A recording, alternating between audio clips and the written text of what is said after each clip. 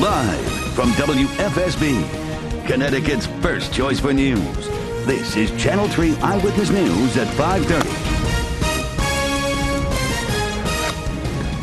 Cutbacks on bulk waste pickup are causing quite a messy scene in parts of Derby tonight. Some people say their trash is piling up. Good evening and thanks for joining us. I'm Dennis House sitting in tonight for Al Terzi. And I'm Denise DeCenzo. Channel 3 Eyewitness News reporter Leon Collins is live with the mobile newsroom with all this trash trouble. Here's his report. If you drive around Derby, the piles of unremoved bulk waste are easy to find this time of year and probably will become even easier to locate during the next month. Eyewitness News came upon piles of mattresses, broken furniture, a toilet, and other oversized pieces of garbage sitting outside apartment buildings and homes. This has been an ongoing problem for a number of years in Derby. It is great that they do offer a bulk pickup service. However, they discontinue it for whatever reason in the summer months, which appear to be the most busiest months. It's warm weather, and that's when people are cleaning out their apartments. City officials say they suspend bulk removal service during the warmer months because of vacation scheduling and short staffing in the city's public works department. However, whether sloppy tenants or negligent property owners are possibly to blame, Derby has a slowly growing, unsightly curbside problem until fall. Some people feel that residents in poorer neighborhoods suffer the mess, and the city will also suffer as it tries to create a new image to attract businesses and new residents. City officials in Derby did add that there are some cities and towns that do not provide any bulk waste removal service. They do say they hope to resume theirs in September. Reporting live with the mobile newsroom, Leon Collins, Channel 3 Eyewitness News.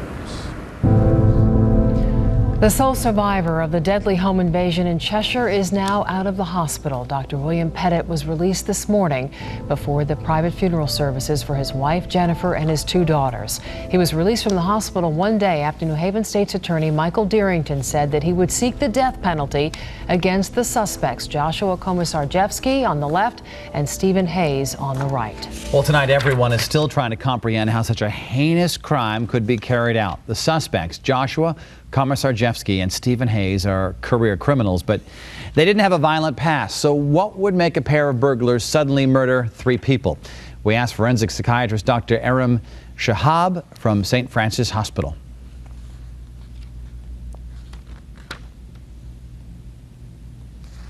Apparently we are having a problem with that, but I can tell you, if we can't get it for you tonight, you can watch the interview with Dr. Shahab in its entirety this Sunday at 11 o'clock on Face the State. New tonight at 5:30, police in Manchester are searching for the suspect in a movie theater attack. They know who he is, but they have not yet arrested him. Police say the victim was assaulted at the Showcase Cinemas on Redstone Road just before 10 this morning. The victim is expected to be okay. An Enfield man accused of killing his 85-year-old father will stand trial for murder. The judge made the ruling after hearing a 911 recording of 39-year-old Brian Pagnam in December, saying his father was murdered and he was the one who had, quote, neutralized him. An autopsy showed that Robert Pagnam died of blunt force trauma. Casual for good cause, workers in Cromwell dressed down today at work to help a national charity with local roots that is fighting childhood cancer. Channel 3 Eyewitness News reporter Katy Zachry's live now in our newsroom with the story. Katy? That's right, Dennis. It is as easy as it sounds. These employees got to wear comfortable clothes to work and help fight childhood cancer. Cromwell Town employees are more relaxed today. People don't typically get that dressed up here, but this is definitely casual for this office. But this Casual Friday comes with a cost. Quite a few of them have made donations. Every dress-down outfit means a donation was made to Alex's Lemonade Stand, a national charity with local roots. National fundraiser. It started here in Connecticut. Alex was from West Hartford. Alex Scot was just 8 when she died of cancer, but her Lemonade Stand campaign, which raises money to fight childhood cancer, is still going strong. My granddaughter is going to be one of the children selling lemonade, and she came home and was so excited about it. Cromwell Town employees were asked to dress down not just to donate, but to spark interest about next week's lemonade stand. It will take place next Wednesday outside Cromwell High School, run by 100 eager students. They've made posters, as you can see, that we've done throughout the community. All of the proceeds will go to Alex's Lemonade Stand charity, and these employees say they're proud to be part of the cause. We're hoping we're going to get to sneak out and get a glass of lemonade. And you can buy a glass of lemonade and donate to the charity this Wednesday between 10 a.m. and 3 outside Cromwell High School. The town is hoping that local businesses will donate all of the supplies. Again, all of the money raised will go to Alex's Lemonade Stand charity. Live in the newsroom, Katy, Zachry, Channel 3 Eyewitness News. The decision our everyday hero of the week made, which resulted in saving lives. That story is next. If you drink bottled water, you may want to pay attention to this. One company is coming clean about where their water really comes from. There was a pain. There was a pain that you cannot deal with. Imagine going into surgery and then feeling every incision. It's a nightmare that is almost unimaginable, but it happens more often than you might think. Rachel Lutzker pinpoints traffic trouble spots. Area, we have reports of a crash and state police are now en route to. Tells you how to get around them and gives real-time commute conditions. Northbound out by exit 25. Pinpoint traffic every 10 minutes. Monday morning on Channel 3. We have a consumer alert for you tonight. Retailer Coldwater Creek is recalling thousands of sweaters. The red shawl collar sweaters can be highly flammable. The company says it could pose a serious burn risk. The sweaters were sold from November of 2006 through May of 2007. This year, contact Coldwater Creek for a refund. A major bread maker is calling for a serious recall because of metal contamination. 27 brands of Sara Lee bread products are being recalled because they may contain small metal pieces. Problems with a flour sifting machine were uncovered during a routine inspection of a bakery in Mississippi. Now, for more information, you can always log on to our website at WFSB.com. Just click on recalls. Well, beware if you receive an email that looks like it came from the federal government. It could be an elaborate phishing scam. Thieves are pretending to be from the IRS or the Justice Department. They sent an email saying you are under investigation in an attempt to get you to share personal financial information. Experts warn that federal agencies rarely communicate with citizens via email. Imagine going in for surgery and being fully aware of every cut and incision, but despite the intense pain, you can't cry out or even move. It's called anesthesia awareness, a pretty name for a terrible condition that occurs when anesthesia paralyzes the body, but through some error does not make the patient unconscious. A few patients, I should say, have experienced this, and they say they heard, felt, and remembered everything. Your whole existence becomes that pain that you're in. There's nothing else. It is the total measure of your existence for that time. It was really great, he said. It is estimated that potentially thousands of patients a year can go into surgery and come out with a memory of what happened. Many victims say afterwards they cannot sleep, are filled with anxiety, and in some cases have suicidal thoughts. This is something you should talk to your anesthesiologist about, Dennis. This next story is a little bit unbelievable, and sales of Aquafina will most likely plummet after you hear it. If you're a fan of Aquafina, the bottled water, you may not be drinking what you think. The Pepsi company is now admitting basically it's just tap water in a bottle, and you pay to drink it. The company will now be making it clear that the water is from a public water source. The bottles will now have PWS on the labels. Earlier this week, we told you about a woman from Newington who claimed she was sold a phony iPod from the website Overstock.com. Overstock now says that iPod was genuine. It all started when the iPod broke and the customer had to bring it to the Apple store to get fixed. She claims an employee told her the iPod was a fake because it only had a 10-digit serial number, and Apple iPods have 11 digits. Turns out the iPod is real. It was just made by Hewlett-Packard, not Apple. Overstock tells us they're replacing the refurbished iPod because it was defective. Vandals have hit this guy's car twice, just parked in the garage where he keeps it. So what's the city of New Britain doing about it? We'll tell you coming up. Well, it's sunny, dry and hot here in Connecticut, tracking some pretty intense thunderstorms, some of which are severe to our west, when we will see our chances for some rain and thunderstorms. That's ahead in the early morning forecast. What would you do with thousands and thousands of credit cards? A mistake is leaving one man up to his ears in plastic. Eyewitness News, honored by the Connecticut Associated Press for Best Website. We have some new details tonight in a story we first told you about last night at 11 o'clock. A small credit card request for one New Yorker turned into quite a big return. Instead of getting 2 credit cards from ExxonMobil, this man got 2,000, all with the same account number but no activation strip. And now he's stuck with the task of getting rid of them all. But he says the burden of shredding them is not his only concern. Identity theft is one issue, corporate responsibility is another issue, and customer service is the third issue. In terms of customer service, Exxon says it cannot explain how this man ended up with so many cards, but it has offered him a $100 credit for the task of destroying all the cards. Now back to our everyday heroes. Running into burning buildings is not part of the most job descriptions for most people, and it's certainly not a requirement in Michelle Avery's line of work either. But this everyday hero was spurred to action when she realized the lives of her clients were on the line. Here's Scott Haney. Michelle Avery is a social worker who works with clients mostly in Middletown. They need our assistance. We keep them safe. We get them assistance as far as with health care. We get them psychiatric help. Her daily duties include doling out doses of medicine, and early on the morning of May 22nd, that's what she was doing when all of a sudden the fire alarms started going off loud, very loudly. The 3rd floor of the group home was on fire, and Michelle knew she had to get her clients out of the building. And I went to the 1st floor and made sure the 2 clients that were in the 1st floor got out. Then she headed upstairs. As I went higher and higher, more and more smoke. Heavy, thick smoke. On the 3rd floor, she found 2 more people. One was using a fire extinguisher in a futile fight with the flames. He wouldn't leave, so I proceeded to grab the fire extinguisher, throw it down the stairs, and asked him to please leave immediately for his safety. And he did. But the other was in shock. And worse? Her bottom of her outfit was burning, and I bent down and put it out with my sleeve, and then she wanted to go back into the fire. I screamed and I pulled her by her hair and pulled her back, and she actually fought with me, and I turned her around and put my hand in front of her face and actually held her tight and brought her down the stairs. Once safely outside, she heard someone screaming about another person possibly stuck inside, so she ran back in, and on the 2nd floor, and that was beginning to get very hot and full of smoke. And in there, sure enough, was another client. Another client who, with Michelle's help, was brought to safety. And those acts of bravery, care, and concern make you, Michelle Avery, our everyday hero of the week. Coming up next, the fallout from the fire. Plus, you'll meet some of the people who are proudest of Michelle's quick actions.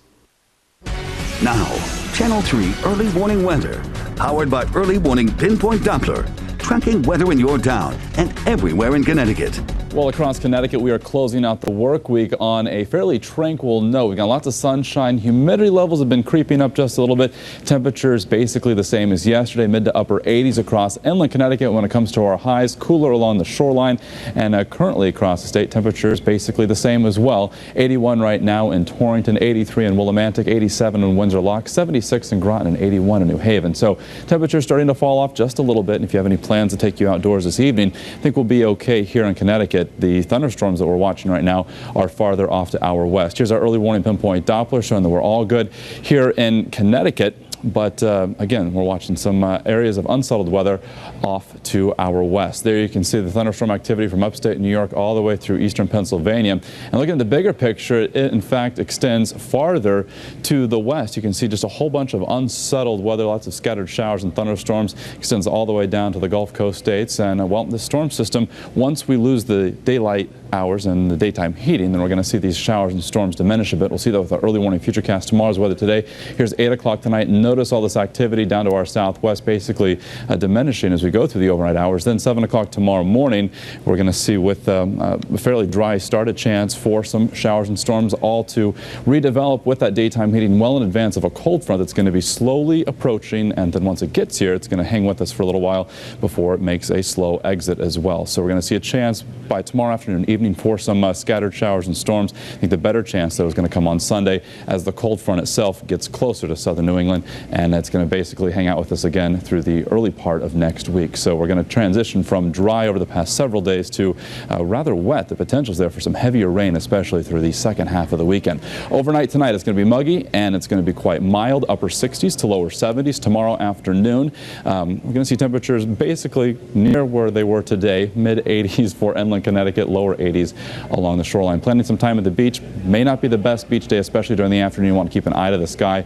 Nonetheless, water temperature around 71, high tide at 9:01 in New London. And if you're planning time out on the waters of Long Island Sound, some fog early, visibility though around 5 to 10 miles as we head through the course of the day on our early warning 3-day forecast. Taking you into the second half of the weekend again, Sunday. This will be our day where we will likely see more of widespread rain with the potential for some heavier rain as well. Then Monday, more showers, cloudy and humid, upper 70s to lower 80s. Bruce will have more on how long this unsettled weather will last on Eyewitness News at 6 o'clock. In the meantime, you can always go online to WFSB.com, click on weather, check out the Science Sunday blog, and check that out as well this coming Sunday between 6 and 9 a.m. Now, Rachel Lutzker in the Pinpoint Traffic Center. State police are with 2 accidents on the eastbound side of Route 2, both in the same area by exit 5A. One is on the highway itself, one just pushed off to the off-ramp, but we have delays nonetheless heading out of downtown Hartford and moving eastbound right out to that point, so certainly expect that backup and westbound briefly slowing just to check things out. We also have a collision. This is reported southbound side of I-91 by exit 42. The good thing is not a major backup leading down to that crash as it's off to the side of the road already. And also a portion of Route 81 in Killingworth is out by Stevens Road. Portion of that affected by an accident there that local and state police are on scene again working on that crash. We'll head out to Waterbury, show you a live shot right now eastbound side of 84, which is moving nicely through this stretch past Route 8. Before you get behind the wheel, get online. Go to WFSB.com, click on traffic, and sign up for free Pinpoint email alerts to your computer and cell phone. Britney Spears is back in the news, but this time her bodyguard has gotten into some trouble. The 37-year-old is facing assault and battery charges after fighting with 2 men who were trying to photograph her and her young boys. He's accused of grabbing and punching one photographer and pushing another one into a wall. You see a photo of the scuffle there. Britney and her children did not suffer any injuries. Well, the daytime TV show The View seems to be getting closer to bringing on some new additions. There are reports that award-winning actress Whoopi Goldberg and actress Sherry Shepherd are in final negotiations to join the show. They would be replacing former controversial co-host Rosie O'Donnell. O'Donnell was on that show for less than a year. We return now to our everyday hero of the week. Social worker Michelle Avery saved the lives of several clients when a fire broke out in their group home a couple of months ago. Well, now Channel 3's Scott Haney talks with the fire marshal about the decision this woman made to go into that burning building. These pictures taken by Middletown firefighters show the devastation resulting from a fire that started in the 3rd floor of a local group home. It was a bedroom fire. Bed was on fire. There were people on all 3 floors when the fire broke out, and it was Michelle Avery who got them out by repeatedly going back through the burning building. I could never leave someone to die. I just had to do it. I care about my clients. As a rule, going into a burning building is something firefighters will tell you not to do. When you hear the smoke alarm go off, you need to get out. So now immediately and please don't ever go back in. But the fire marshal also acknowledges that Michelle did indeed help save her clients, including the woman found on the 3rd floor where the flame was raging. If she wasn't there to pull her out of there, she would have been badly hurt, I believe. No one is more proud of her actions than Michelle's husband, Alan. He is a retired police officer. What do you think? You were a police officer for years. You know what's involved in this. I do, and I can say in 20 years, I don't think I ever saved 3 people's lives, and she did it in 1 day, so I'm very proud of her. Michelle, who was treated for smoke inhalation, says she still feels the effects from going into the smoke, but says she'd still do it all over again. Even though my health is not the same, I would do it again. Join us next week to meet a group of people who are helping animals make it up from the South to find new homes here in Connecticut. For now, I'm Scott Haney, Channel 3 Eyewitness News. The dog days of summer are here, and one family just wanted to beat the heat. The only thing is their pool was stolen. And here's a look at what we're working on for Eyewitness News at 6. Motel mayhem. A man opens fire inside a suburban motel. Tonight, learn more about the victims and what police are saying about this attack.